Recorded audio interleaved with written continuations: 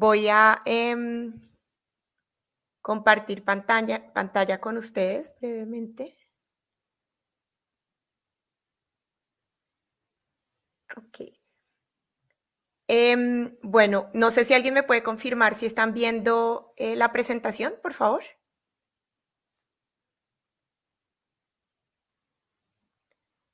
Sí, perfecto. Bueno, entonces un poco la idea de esta presentación es hablar sobre cómo el derecho ha sido usado para limitar el derecho fundamental a la protesta. Entonces, es interesante porque en Colombia pareciera existir, en términos jurídicos, en términos legales, una suerte de esquizofrenia frente al derecho fundamental a la protesta. Entonces, por un lado, tenemos una regulación constitucional muy fuerte de la que el profesor Esteban les va a hablar más a fondo, que establece que el derecho a la protesta es un derecho fundamental que está regulado y contenido no solo en la Constitución como un derecho autónomo, sino también como un derecho conexo a muchos otros derechos y que además tiene protección por parte del derecho internacional que se integra a nuestro derecho nacional vía una figura constitucional que se conoce como el bloque de constitucionalidad. Pero por otro lado, tenemos una serie de normativas que han permitido que se limite este derecho. Y yo voy a hablar sobre todo de estas normativas que además no solamente es cómo está el texto escrito, sino cómo el texto ha sido interpretado. Entonces, de estas prácticas también de interpretación. Para eso, entonces, quisiera simplemente empezar con unas gráficas. Estas gráficas son del profesor Mauricio Archila, que es historiador. Esta primera me parece muy importante porque nos muestra que en este momento estamos viviendo, dijéramos, la gráfica solo va hasta el 2015, pero lo que vimos el año pasado evidencia que estamos viviendo un resurgimiento de las movilizaciones. Las movilizaciones van en aumento y es posible que por todo el descontento causado por la pandemia, estas no vayan a reducirse.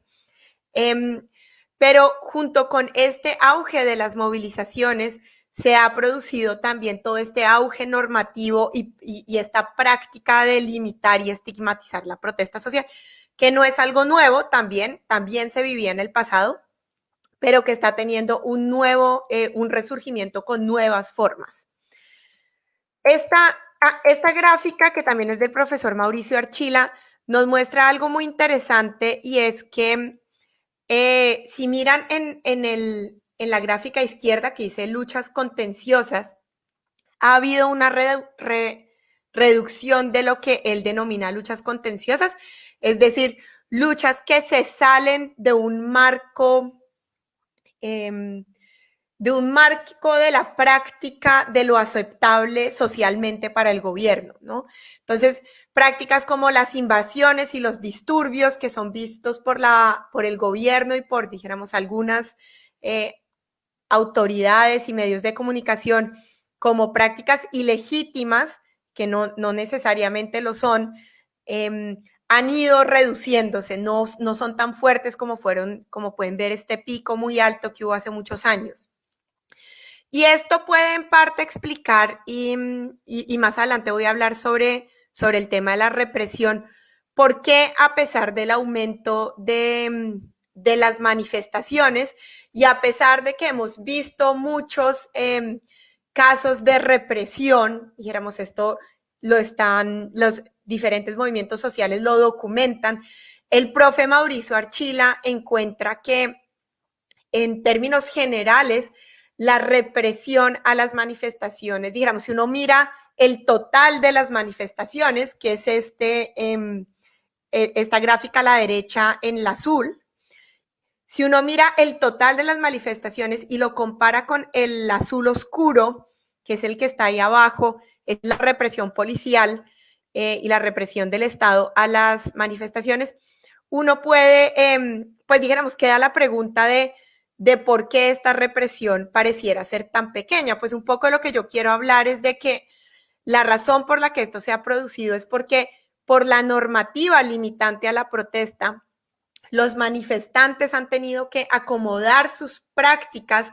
de manifestación a prácticas aceptables dentro de este marco normativo, justamente para salvaguardar sus vidas y evitar la represión policial. Pero además que aunque la represión policial parece ser pequeña en términos cuantitativos, en términos cualitativos, es decir, la represión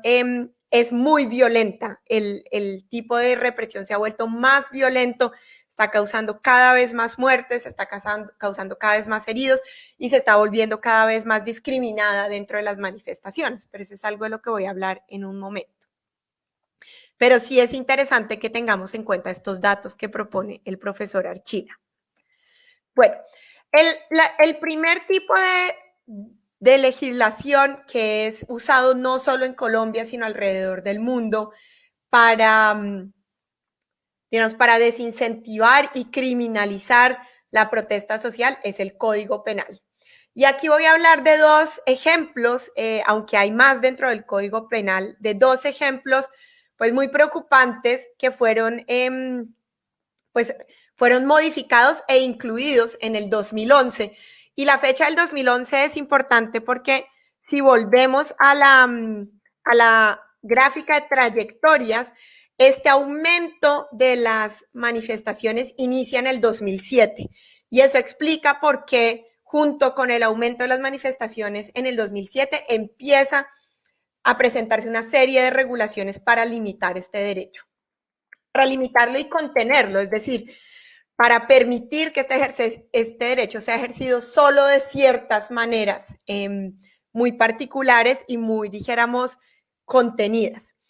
Entonces, dos delitos que son, que existen actualmente en el Código Penal y que pueden ver ustedes en la presentación, son el delito de perturbación en servicio de transporte colectivo u oficial, el cual establece, y lo voy a leer para que todos lo tengamos claro, el que por cualquier medio ilícito imposibilite la conducción o dañe nave, aeronave, vehículo o medio motorizado destinado al transporte colectivo o vehículo oficial incurrirá en prisión de entre 1 a 3 años y multa de 10 a 50 salarios mínimos. Este delito existía antes del 2011, pero su pena fue aumentada en el 2011. Y el artículo 353A, que fue incluido en el del 2011, que contiene el delito de obstrucción a vías públicas que afectan el orden público, establece que el que por medios ilícitos incite, dirija, constriña o proporcione los medios para obstaculizar de manera temporal o permanente, selectiva o general, las vías o infraestructuras de transporte de tal manera que atente contra la vida humana, la salud pública, la seguridad alimentaria, el medio ambiente o el derecho al trabajo, incurrirá en prisión de 24 a 48 meses y multa de 13 a 75 salarios mínimos. Y una cosa muy interesante es que establece un parágrafo que dice: se excluye del presente artículo las movilizaciones realizadas con permiso de la autoridad competente en el marco del artículo 37 de la Constitución Política. Y un poco lo que vamos a hablar hoy es de esta idea del permiso que se han inventado o que han intentado imponer las autoridades para limitar la protesta, aunque no lo han logrado totalmente. Entonces, lo primero que es muy importante es decir que estos tipos penales fueron demandados por su indeterminación penal. ¿Esto qué quiere decir? Pues el derecho penal es el derecho de última ratio, es decir, es lo último que debe aplicar el Estado, un Estado, en este caso el Estado colombiano, para solventar, resolver los problemas sociales. Y la razón por la que es un instrumento de última ratio es porque lo que está en juego es la libertad de las personas. Entonces, estos dos artículos fueron demandados por inconstitucionalidad, alegando que la forma como están redactados, pues es indeterminada, es decir, presenta un riesgo para la criminalización de la protesta social de los ciudadanos colombianos. La sentencia que resolvió esta demanda es la sentencia C-742 del 2012, que declaró exequible, es decir, estableció que sí son constitucionales estos delitos penales, aunque muchos penalistas continúan sosteniendo que incluso con las clarificaciones que hace esta sentencia, el tipo penal sigue siendo indeterminado y de hecho sigue siendo usado y probablemente muchos de los que están escuchando esta charla conocen casos en los que se han dado judicializaciones por estos delitos. ¿Qué es lo que nos dice la Corte Constitucional? Frente al delito de obstrucción y vía pública, establece que dentro del tipo penal, si regresamos un momento, es fundamental tener en cuenta que el elemento clave dijéramos, la imputación de este delito, para judicializar a alguien bajo este delito, es el concepto de medios ilícitos, es decir, si la incitación, la dirección, el constreñimiento, si se da a través de medios que no sean ilícitos, no se comete este delito, pero no clarifica qué quiere decir por medios ilícitos, y esto sigue siendo una importante indeterminación. Le deja demasiado margen de arbitrariedad a la fiscalía y al juez para determinar qué es lo que se entiende por algo ilícito. Lo segundo es que establece que es el acto, y esto lo copié literal de la sentencia para que lo pudiéramos leer, el acto, es decir, el acto de obstrucción de vía pública, para que sea un delito, debe realizarse de tal manera que atente en realidad contra la vida humana, la salud pública, la seguridad alimentaria, el medio ambiente o el derecho al trabajo. Y ahí un poco, dijéramos, aunque la Corte Constitucional trata de limitarlo, la inclusión de la palabra el derecho al trabajo pues es muy preocupante, porque es justamente de ahí de donde se han agarrado los gobiernos nacionales y locales para estigmatizar y para hablar, dijéramos, de la ilegitimidad de la protesta social. Y a mí sí me parece muy problemático, y ahorita voy a hablar un momento de la huelga, esta idea de contraponer a los manifestantes de un resto de la sociedad civil que aparentemente quiere trabajar, como si los manifestantes no quisieran trabajar.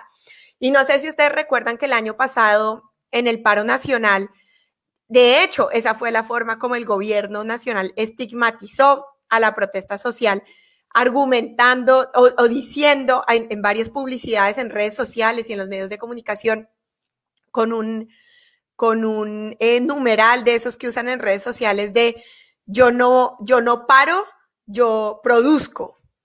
¿no? Y es muy complejo esta idea de querer contraponer a los manifestantes con la ciudadanía trabajadora, cuando muchos, dijéramos, cuando los manifestantes en su mayoría son trabajadores, que lo que están reclamando son o mejores derechos laborales, pero también en otros ámbitos una vida digna, ¿no? Si no es necesariamente una manifestación por un tema laboral. Lo tercero que establece la Corte Constitucional, y esto es fundamental, es que no hay obligación de solicitar un permiso. Es decir, las autoridades no pueden obligar a los manifestantes a solicitar un permiso. Lo que digamos, es más que se solicita a los manifestantes que hagan un aviso previo, pero igual este no es obligatorio. Y una cosa muy importante es que las manifestaciones, lo que se han conocido como las manifestaciones espontáneas, son constitucionales, son legales en Colombia.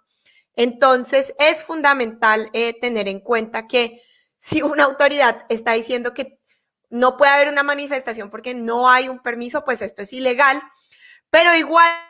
que existen este delito de obstrucción de vía pública que sigue siendo indeterminado y sigue siendo problemático la forma como se usa por los fiscales. Frente al delito de perturbación en servicio de transporte colectivo u oficial, la Corte Constitucional estableció que la perturbación, o sea, esa perturbación, no puede ser una perturbación cualquiera, porque es claro, y esto lo ha dicho la Corte Constitucional,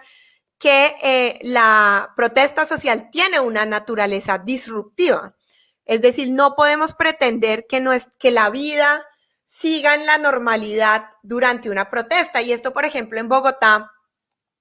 era algo que el alcalde Enrique Peñalosa intentaba. Entonces él decía, cuando hay una protesta, yo voy a garantizar la normalidad. Y esto es otra forma de estigmatizar la protesta social, porque la protesta social tiene como objetivo ser disruptiva, porque justamente el objetivo es que la normalidad se vea afectada para que se escuchen las demandas de los manifestantes. Es decir, en el momento en el que un grupo social, un movimiento social, un colectivo decide hacer uso del derecho a la protesta, es porque otros medios y otros canales institucionales no están funcionando. Y quitarle el elemento disruptivo a la protesta, pues dijéramos, es afectar su naturaleza. Ahora hay una discusión, creo yo, en Colombia actualmente sobre qué quiere decir lo disruptivo o no. Y ahí volvemos, por ejemplo, a esta gráfica, y perdónenme si voy hacia adelante, hacia atrás, pero me parece que ver las imágenes ayuda mucho, a la gráfica a su izquierda, que dice luchas contenciosas 1975 y 2015.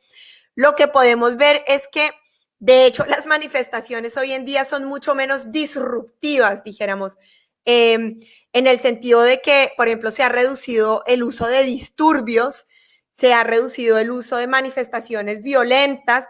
se ha reducido el uso de las invasiones, que es vista por el Estado como algo muy disruptivo, pero que sinceramente es categorizar invasiones como disruptivas en una sociedad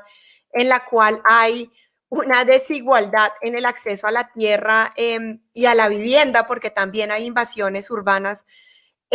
pues es muy problemático, me parece a mí. Bueno, pero entonces lo que ha dicho la Corte Constitucional sobre el delito de perturbación en servicio de transporte colectivo es que esta perturbación debe ser superlativa. O sea, y literalmente lo que dice es que ni siquiera puede considerarse un grado superior de dificultad, sino que es un estado diferente. Entonces, realmente uno podría decir que un bloqueo, y esto es un tema, un bloqueo temporal a una vía en cualquier parte del país, o un bloqueo temporal a Transmilenio en Bogotá, o al metro en Medellín, o bueno, al transporte público en las ciudades, no debería ser entendido como una perturbación que lleve a la judicialización de un delito. Y dijéramos, estos delitos son tan problemáticos que inclusive en el 2016 la Fiscalía General de la Nación, cuando dijéramos teníamos un fiscal que por más de que podamos criticar, no era un fiscal como el que tenemos hoy en día, que no tiene ningún nivel de autonomía, aunque no dijéramos, obviamente los diferentes fiscales han tenido diferentes problemas, emitió una directiva para que la tengan siempre en mente, que es la directiva 008 del 27 de marzo de 2016, en el que expresamente le indica a los fiscales que no deben imputar estos delitos, sino en casos extremos y cuando haya una ilicitud, y es fundamental esta idea de la ilicitud en la protesta, siendo que la protesta hay una presunción de que toda protesta es legítima y es lícita, entonces tendrían que demostrar la ilicitud de la protesta. Y además reconoce expresamente cosas como que las manifestaciones espontáneas son lícitas, ¿no? Entonces se establece esta presunción de que la protesta es un ejercicio lícito para las manifestaciones. Una cosa que es muy, muy interesante en Colombia es que nosotros tenemos consagrado el artículo 56, en el artículo 56 de la Constitución, el derecho a la huelga. Pero el derecho a la huelga en Colombia es muy limitado. Yo, dijéramos, no tengo acá unas gráficas para hablar de este tema, pero la sindicalización en Colombia está principalmente en sectores públicos. Es decir, en parte con un poco a través de una regulación laboral que ha generado mecanismos para que el empleador desincentive la sindicalización, como son, por ejemplo, los pactos colectivos, en una sociedad donde se ha permitido por la norma dar incentivos, que el empleador le dé incentivos a sus empleados para que no se sindicalicen. los grandes sindicatos del país están pues en el sector público. Y esto es problemático porque el derecho a la huelga es un derecho que, aunque reconocido en nuestra Constitución, el derecho a la huelga es decir, detener las labores del trabajo sin que el empleador pueda despedir a sus trabajadores, tiene una excepción que yo les copio aquí en el artículo 56 y es salvo en los servicios públicos esenciales. Pero ¿qué es un servicio público esencial? ¿No? Es decir, y además, ¿qué significa tener una prohibición generalizada en los servicios públicos esenciales? Entonces, uno de los primeros problemas es que esta idea generalizada de que hay una prohibición de la huelga en los servicios públicos esenciales y, por ejemplo, la Corte Suprema de Justicia ha establecido que no se permiten ni siquiera suspensiones parciales, ¿no? Que eso, dijéramos, uno podría decir y los sindicatos podrían, de hecho, organizar huelgas que garanticen que se sigue prestando un servicio sin que eso les quite su derecho. Y eso lo vemos, por ejemplo, en muchos países en Europa. La huelga en servicios públicos esenciales como el servicio de transporte es permitida, pero solamente se permiten suspensiones parciales. Eso en Colombia no está permitido, la Corte Suprema no lo ha permitido. Y cuando un sector, dijéramos, un sindicato se va a huelga, un sector de trabajadores se va a huelga, esta huelga puede ser declarada ilegal por un juez. Y entonces finalmente queda a arbitrio de la interpretación del juez, pues dijéramos que afortunadamente nosotros, a comparación de otros países, tenemos un sistema judicial relativamente autónomo, pero igual hay críticas al sistema judicial, sobre todo en términos de corrupción, de los intereses que representa, de si realmente hay autonomía. Y yo creo que un caso que probablemente muchos recordamos que pasó no hace mucho fue todo el tema de la huelga de los pilotos de Avianca, que fue declarada ilegal por un juez. Y pues sí es muy problemático pensar que que los vuelos, que además son prestados por una empresa privada principalmente, pues en Colombia también hay muchos vuelos prestados por una empresa pública, pero dijéramos en este caso era contra una empresa privada que se haya decretado que eso es un servicio público esencial y se haya autorizado el despido de estos pilotos, pues es claramente algo que va a seguir desincentivando la sindicalización, que ha disminuido por muchas razones, entre ellas la persecución histórica a los sindicatos en Colombia, ¿no? Y la razón por la que esta idea de un derecho a la huelga tan limitado es tan problemática es que, pues, los paros, como el paro del 2019 y la idea de poder parar la vida sin tener que parar la empresa, se vuelve fundamental. Y para poder parar la vida, para que nos escuchen, sin tener el derecho a parar las empresas, pues el mecanismo que hay es parar, por ejemplo, el transporte público. Y eso es lo que hace tan problemático esos delitos. Y aunque la Fiscalía asegura que no se están imputando, se conocen casos de judicialización por esos delitos, pero además hay una práctica, y es que también se judicializa por violencia a servidor público. Y de hecho se está empezando a judicializar más por ese delito, que también es muy problemático, pues que es necesario, pero es muy problemática su aplicación en el marco de las manifestaciones. El segundo tema del que quiero hablar es el Código de Policía. Entonces, el Código de Policía actualmente está vigente, es la Ley 1801 de 2016, pero el Código de Policía contiene un capítulo que regulaba el derecho a la protesta, que fue declarado inconstitucional por la sentencia C-223 de 2017, aunque esta sentencia estableció que la inconstitucionalidad iba a tener efectos diferidos hasta el 20 de junio del 2019, es decir, el año pasado, y le daba hasta esa fecha al Congreso de la República para para emitir una ley estatutaria, porque como el derecho a la protesta es un derecho fundamental, pues solo puede ser regulado por una ley estatutaria. Le decía al Congreso que debía emitir una ley estatutaria y esa ley no ha sido emitida hasta hoy.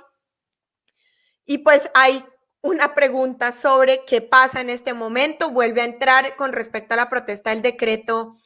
1355 de 1970 que contiene pues regulaciones tan problemáticas como las que tenía el Código de Policía o no. O sea, ahí hay un cuestionamiento muy complejo y Esteban va a hablar un poco sobre cómo alrededor, dijéramos, yo hice parte también del equipo que presentó la acción jurídica el año pasado, que llevó a la sentencia de la Corte Suprema Jurídica, cómo se está pensando, dijéramos, tratar de generar normativa y regulaciones que protejan el derecho a la protesta. Esteban se va a enfocar en eso. Problemático sobre el Código de Policía era, por ejemplo, el artículo 53, que establecía que toda persona, entonces breve, a mí me gusta como uno leer los artículos porque también lo hago con mis estudiantes de Derecho, porque es importante conocer el lenguaje exacto que se usa, porque ese es el que el policía le va a decir a uno. Entonces, también porque probablemente los policías no, en este problema de que el efecto pues fue diferido hasta el 20 de junio del 2019, es muy probable que muchos policías, que son finalmente los que en la calle implementan el código de policía, pues no tengan o no sepan o les hayan dicho y no se acuerden, o de hecho nunca les dijeron que el código de policía ya no está vigente en ese capítulo y quieran seguirlo implementando. Y bueno, dijéramos, ahí hay que hacer pedagogía con la policía y con todo el mundo para decir que este no puede seguir siendo implementado y que lo que hay que implementar no es el decreto 1355 de 1970, sino los estándares constitucionales de protección a la protesta de los que va a hablar Esteban. Entonces, y que la Corte Suprema además ha ratificado. Entonces, el artículo 53, por ejemplo, establece: toda persona puede reunirse y manifestarse en sitio público con el fin de exponer ideas e intereses colectivos de carácter cultural, político, económico, religioso, social o de cualquier otro fin legítimo. Con tales fines debe darse aviso por escrito presentado ante la primera autoridad administrativa del lugar o mediante correo electrónico. ¿Por qué está subrayado este aparte? ¿Por qué están subrayados estos apartes? Porque quiero hacer énfasis en eso y ya les voy a hablar. Tal comunicación o correo debe ser suscrito por lo menos por 3 personas. Tal aviso deberá expresar día, hora y sitio de la proyectada reunión y se presentará con 48 horas de anticipación. Toda reunión y manifestación que cause alteraciones a la convivencia podrá ser disuelta. La palabra disuelta ahí no está subrayada, pero voy a hablar un poco de esta idea de disolver protestas. Y el párrafo primero que establece: las reuniones y manifestaciones espontáneas de una parte de la población no se considerarán por sí mismas como alteraciones a la convivencia. Y el párrafo 2 que establece: el que irrespete las manifestaciones y reuniones de las personas en el espacio público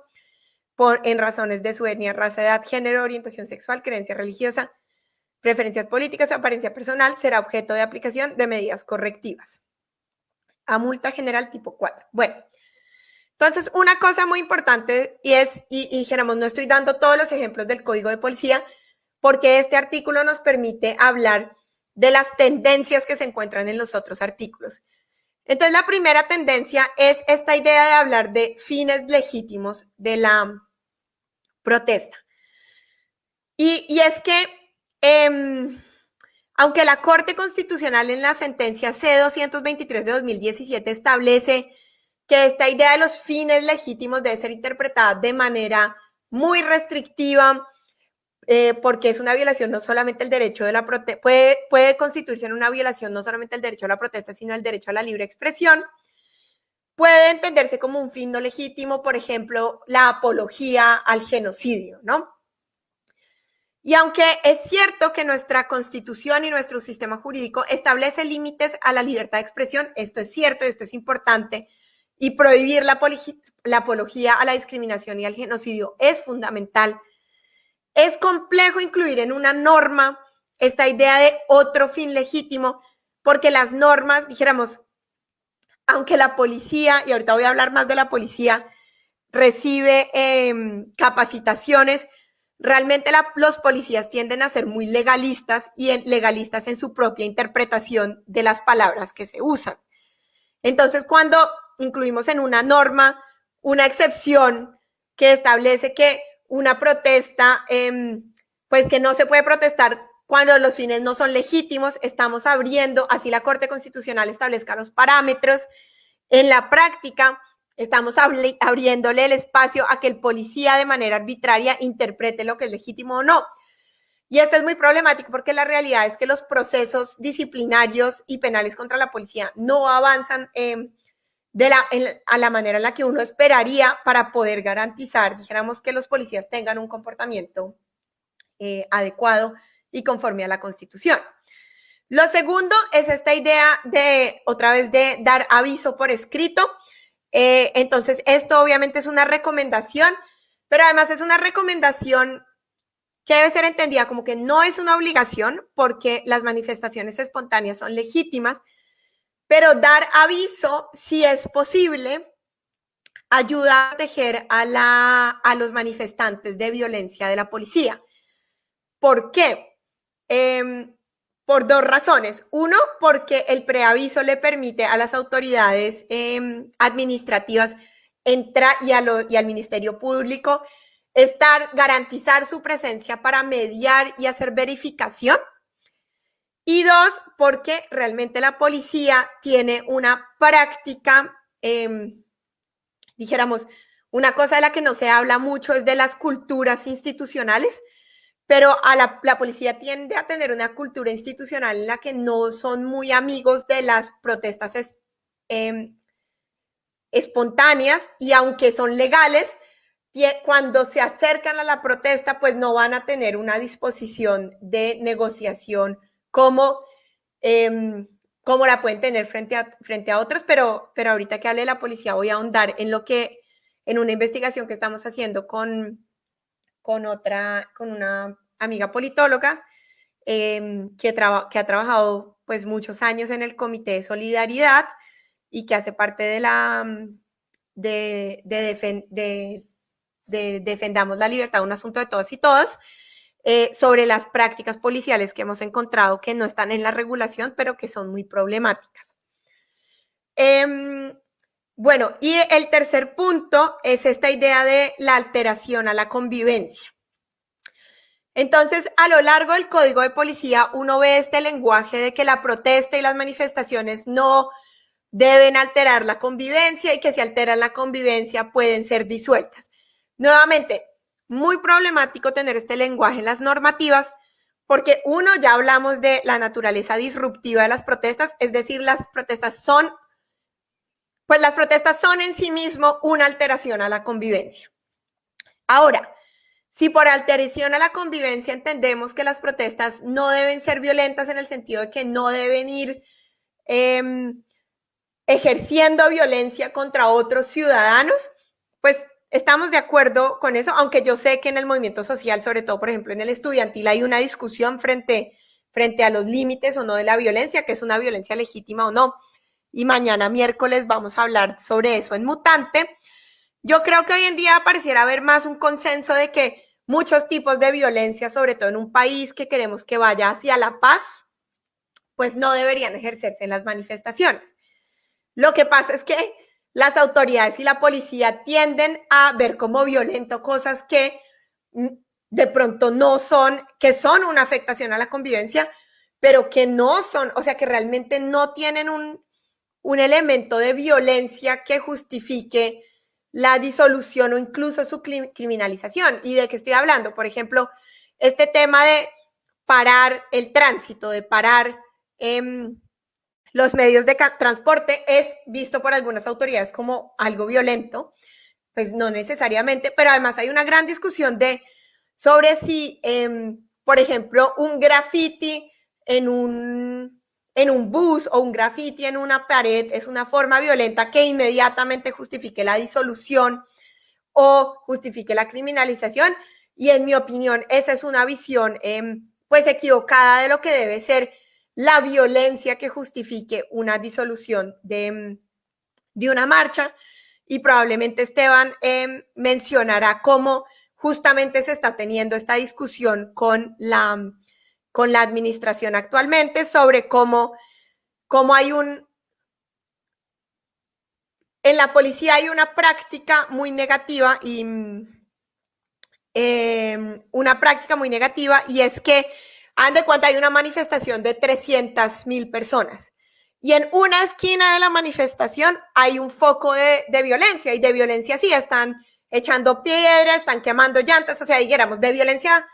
de algo que de la mayoría de nosotros identificaría como violencia, más allá de la discusión de si es justificado o no. Y legalmente la policía puede actuar sobre esas personas. El problema es que la práctica de la policía es que una vez hay un foco de violencia, de una vez entiende que tiene legitimidad para disolver toda la manifestación. Y nosotros lo que decimos es que debe haber una aplicación diferenciada, distintiva del uso de la fuerza por parte de la policía, y la policía solo debe poder ejercer una reacción frente a ese foco y debe, por el contrario, garantizar que las marchas continúen y no puede disolver la protesta. Y en ese sentido, el uso de armamentos como los gases lacrimógenos, que cada vez son más usados, es muy problemático porque los gases lacrimógenos, por su naturaleza, no permiten, los gases lacrimógenos por su naturaleza no permiten usarlos de manera, o sea, no permiten que sean utilizados con distinción, y por ende terminan afectando a personas en la manifestación que estaban ejerciendo su derecho de manera pacífica, pero también afecta a personas que no hacen parte de la manifestación y que están en las cercanías. Y el uso, antes de seguir al siguiente tema, voy a mencionar esto porque no lo tengo en la presentación. En mi opinión, el uso de gases lacrimógenos es ilegal. Es decir, la regulación en Colombia lo permite, pero a nivel internacional hay un tratado de prohibición de armas químicas que, si bien este tratado establece que no se aplica al manejo de disturbios o a la reacción del uso de la fuerza por parte de la policía en manifestaciones internas, es decir, es un tratado que solo aplica para conflicto armado. En mi opinión, tener que ese tratado ingresa a Colombia por el bloque de constitucionalidad, en mi opinión, eso es una violación del derecho a la igualdad bajo nuestra Constitución. Es decir, que haya una prohibición para que las Fuerzas Armadas usen armas químicas en el conflicto armado, pero haya una autorización para usarlas en el marco de un espacio en el que, aunque hay violencia, esa violencia no es la violencia de un conflicto armado. Para mí eso es una violación al derecho a la igualdad y es algo para tener en cuenta. Bueno, otra práctica que yo creo que ustedes, entiendo, van a tener una sesión solo sobre el tema, así que lo voy a mencionar muy por encima, es la práctica de los traslados de protección. O sea, el traslado de protección, que está contenido en el artículo 155 del Código Penal, le permite supuestamente a la policía la policía solo puede detener a alguien por dos razones: flagrancia, o sea, cuando están cometiendo un delito y los cogen mientras está cometiendo el delito, y dos, por traslado por protección. Y el traslado por protección tiene como objetivo proteger a la persona de sí misma o proteger a terceros de una persona que está en un estado de, como dice ahí, indefensión o grave alteración. Y ha sido, dijéramos, la policía se ha acogido de esto para masivamente detener manifestantes alegando que están en un estado de grave alteración. Por eso la recomendación siempre a los manifestantes es que cuando la policía se acerque a detenerlo, yo sé que esto es difícil porque obviamente cuando la policía lo va a detener, uno se exalta, se calme para que los defensores de derechos humanos puedan alegar que no hay estado de grave alteración e indefensión. Y ahí la policía tendría que alegar que usted estaba cometiendo un delito. Bueno, dijéramos, obviamente en el terreno toda esta discusión jurídica es muy difícil, pero los defensores de derechos humanos tienen unas herramientas que les han permitido dar estas discusiones. Y es muy problemática esta práctica, no solamente porque masivamente se llevan a personas, sino porque además no cumplen con la regulación. El Código Penal, y este artículo está vigente, este no es de los artículos que la Corte declaró inconstitucionales, establece que una vez trasladada, la persona debe ser liberada cuando uno ya se tranquilizó y no presenta un peligro. Dos, llega un allegado o pariente, y allegado, entiéndase, un conocido, pero la policía es súper restrictiva y casi que si no es la mamá o el papá no los deja ir. Y yo estuve en el CTP en Bogotá el año pasado durante horas tratando de que sacaran a las personas que fueron jóvenes detenidos por traslado por protección, y la policía me decía, no, hasta que no llegue el familiar. Y cuando llegaba el familiar, entonces ahí ya era como, bueno, vamos a iniciar el trámite, y extendían el trámite casi que hasta que se cumplían las 12 horas máximas que pueden tener a las personas, pero incluso a veces superaban las 12 horas. Muy problemática esta práctica policía. Bueno, algunas cosas rescatables del Código de Policía para que se tengan en cuenta para las próximas regulaciones. El rol de los gestores de convivencia en el artículo 57, y el artículo 55 establecía la prohibición de establecía una prohibición a estigmatizar las movilizaciones, pero no establecía sanción. Entonces ahí vemos la desigualdad, ¿no? Una sanción muy fuerte a través de artículos que pueden llevar a la criminalización de la protesta, mientras que este tipo de prácticas como la estigmatización, no, aunque están prohibidas, no generan sanción. Cuando hablamos de normativas que son problemáticas para la protesta, algo que no se estudia mucho son las resoluciones de la policía, y la policía tiene dos resoluciones que hay que tener en cuenta y que hay que conocer en detalle. Lo primero digamos, ahí están todas las resoluciones, pero la que está vigente es la 03002 de 2017, que contiene el Manual de Control de Manifestaciones y Disturbios, y la resolución 02903 de 2017, que reglamenta el uso de armas de letalidad reducida para el servicio de la policía. Y aquí muy importante es que aunque entre la primera resolución, que es del 2009, y la resolución del 2017, se ha mejorado en el lenguaje, es decir, cuando uno lee la resolución del 2017 tiene un lenguaje, dijéramos, uno podría decir, entre comillas, más progresista, que reconoce los derechos humanos, que reconoce el rol de los gestores de convivencia. Igual sigue teniendo temas problemáticos como, por ejemplo, que la primera medida siempre es la presencia policial, y la presencia policial en el acompañamiento de las marchas, cuando los defensores de derechos humanos, y esto ha quedado introducido en el decreto 563 y en la resolución 1190, decreto 563 del 2015 del distrito en Bogotá, y la resolución 1190 del 2018 del Ministerio del Interior, que pues si va a haber presencia policial debe haber una distancia,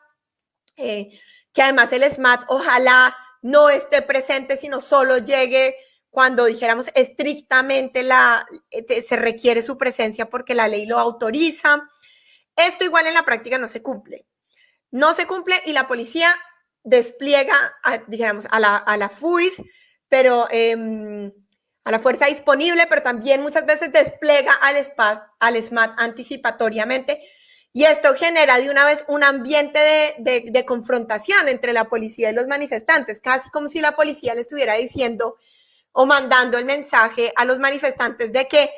ellos están preveyendo que esta va a ser una manifestación violenta y por eso tiene que ser el SMAT, y eso genera estigmatización también. Y en la resolución 02903 del 2017 del uso de armas de letalidad reducida, en mi opinión, lo más problemático es que armas kinestéticas, o sea, armas como los gases lacrimógenos, como las granadas de luz, que no permiten distinguir entre manifestantes pacíficos y unas pocas personas que son las que pueden estar ejerciendo un tipo de violencia, son usadas como el primer medio de reacción de la policía. Y esto básicamente lo que genera es la disolución absoluta, porque obviamente si a uno le empiezan a disparar gases, si a uno le empiezan a disparar granadas de luz u otro tipo de granadas que tienen efectos en el ambiente, esto va a generar miedo, esto va a generar zozobra, esto va a desincentivar que la gente salga. Entonces también hay una preocupación sobre qué limitaciones hay que ponerle a estas armas, aunque hablando con un defensor de derechos humanos, me decía, bueno, pero a veces también cuando la policía no usa esas armas y entonces su primera reacción es con el cuerpo, o sea, su primer mecanismo es el cuerpo, pues terminan habiendo violencias con el bolillo. O sea, realmente hay un tema muy, muy complejo de la cultura institucional y del hecho de que nosotros tenemos una fuerza pública militarizada que recibe instrucción y enseñanza a través pues dijéramos, de las Fuerzas Armadas, que pudo haber sido necesaria en otra época para acompañar al ejército en la lucha contra el narcotráfico, pero hoy en día, dijéramos, estamos en mora de hacer una reforma a la policía. Y ya para terminar brevemente quisiera resaltar pues quisiera resaltar el trabajo tan importante que hacen las organizaciones de defensa de derechos humanos en el terreno, que han tenido una práctica de décadas y que lograron que se emitiera a nivel nacional la resolución 1190 de 2018 y a nivel de Bogotá el decreto 563 que establecen una serie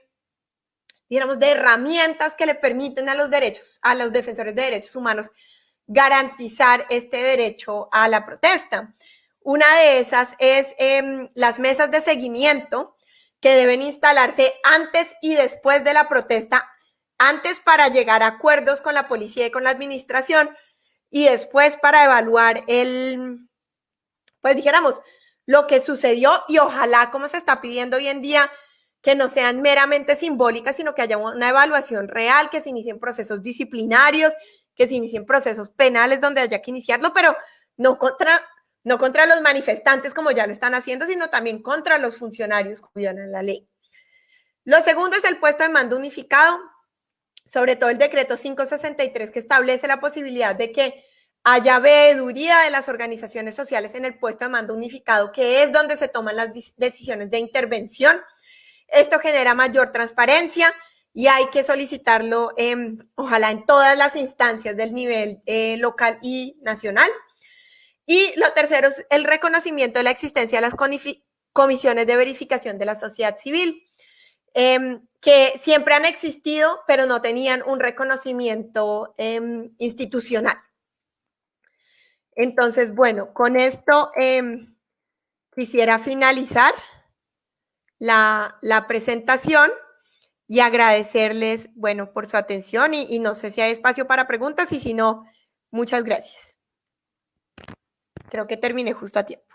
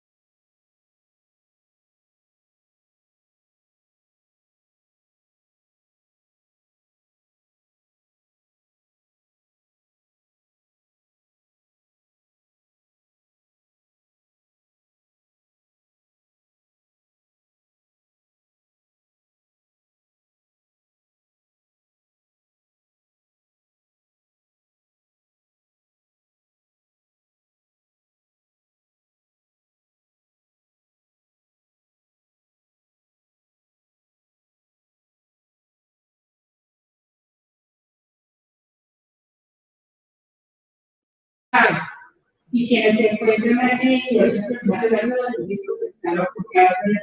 y por determinada organización de la policía. Y también para que digamos que por ese contexto el uso de los gases que impiden realmente que las personas no tengan que podríamos avanzar sobre ello.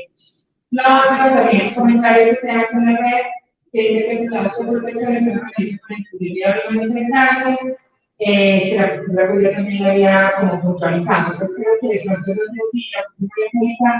podría conocer algunas otras sobre justamente ese uso indiscriminado de los gases en zonas, por ejemplo, residenciales y hospitales, donde, digamos, se suelen ver afectados no solo los manifestantes, sino otras personas que están en grave riesgo de tener. Qué pena, yo me disculpo con ustedes. Yo vi lo que pusieron de Facebook, pero no se escucha bien. Desde el micrófono suena distorsionado el sonido. Entonces no pude escuchar bien el tema. No sé si me pueden escribir por el chat y yo con mucho gusto respondo. Exacto. Suena distorsionado. Bueno, lo primero es lo de Medellín que estaban diciendo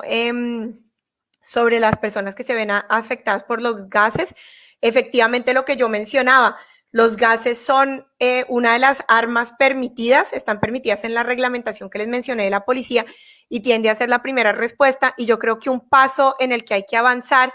es o en la prohibición total de los gases, pero si no se puede prohibición total de los gases, definitivamente prohibición del uso de los gases en ciertos sectores, es decir, no se deberían poder usar los gases, uno, donde no hay, por ejemplo, a mí me parece muy problemático el uso de gases en, uno, las plazas, donde no hay espacios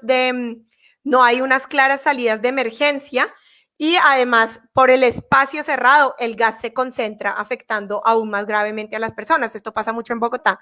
en la Plaza de Bolívar, donde se usa masivamente el gas y a mí me da mucho susto que un día haya una estampida en la que la gente muera. Dos, cerca de hospitales, colegios, universidades no debería autorizarse el uso del gas. Y tres, cerca de sectores de vivienda. O sea, el gas solamente debería ser,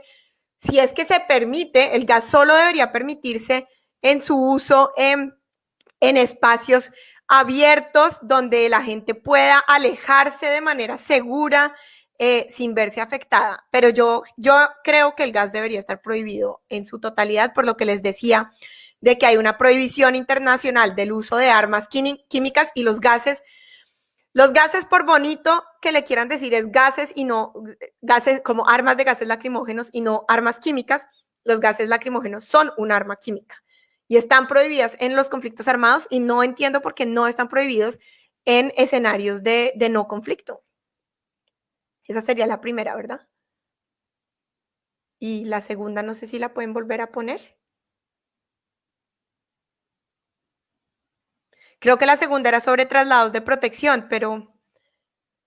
era lo que estaba mencionando de, no sé si había una pregunta más concreta a lo que ya mencioné sobre cómo funcionan los traslados de protección.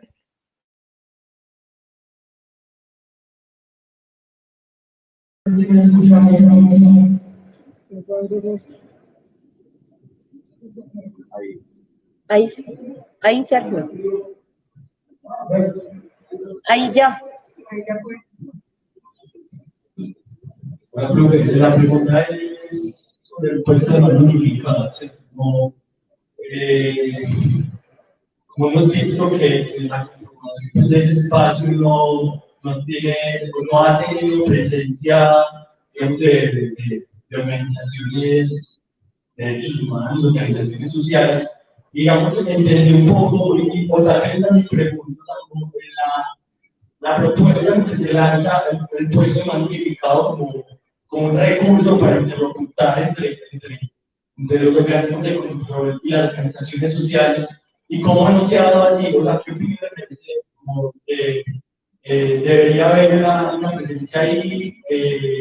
en la naturaleza, entonces, de mano unificado es esa interlocución, o no necesariamente, digamos, desde la ley, ¿qué opinan?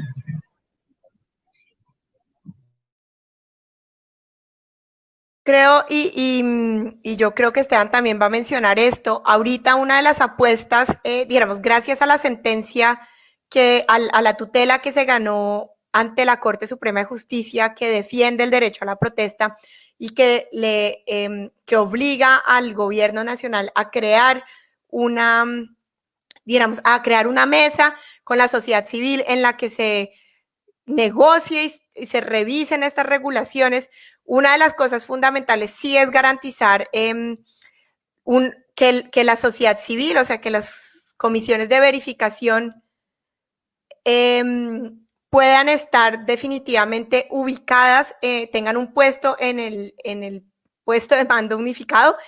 porque la realidad es que aunque los gestores de convivencia o el Ministerio Público se supone debe garantizar la interlocución entre las autoridades y los manifestantes, no es muy fluida en la práctica, en el terreno, a la aplicación de la norma en el terreno siempre es diferente, ¿no? Y esta comunicación no es tan fluida. Y yo creo que una cosa, por ejemplo, que en Bogotá ha funcionado muy bien, donde sí, no siempre, pero en la mayoría de casos se ha logrado tener a una o más personas en el puesto de mando unificado, es que esto garantiza la fluidez de la información con los organizadores de las manifestaciones, pero además con todas las organizaciones que ejercen el ejercicio de defensa de los derechos humanos. Entonces yo creo que es una de las cosas que ahorita en la negociación que se está haciendo con el gobierno debe quedar consignada. Lo que algunas organizaciones han pedido es que también haya o sea, que no sea simplemente como veedores, sino que tengan el derecho a tomar decisiones. Esto yo lo veo muy difícil. Yo no creo que sea algo en lo que vayan a ceder el gobierno. Tampoco la Corte Suprema lo ordena. No creo que lo podamos extraer de las normas ni nacionales ni internacionales que defienden el derecho a la protesta. Entonces, creo que es muy difícil lograr llegar hasta allá, pero definitivamente debe haber una presencia garantizada en el PMU nacional.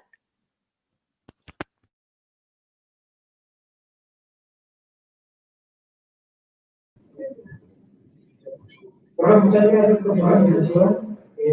valoraciones de disponibilidad, la claridad de la exposición y pues con el mismo adquirido a partir de la explicación normativa frente a la regulación de derechos naturales. No, muchas gracias a ustedes y me quedo conectada para escuchar las otras presentaciones.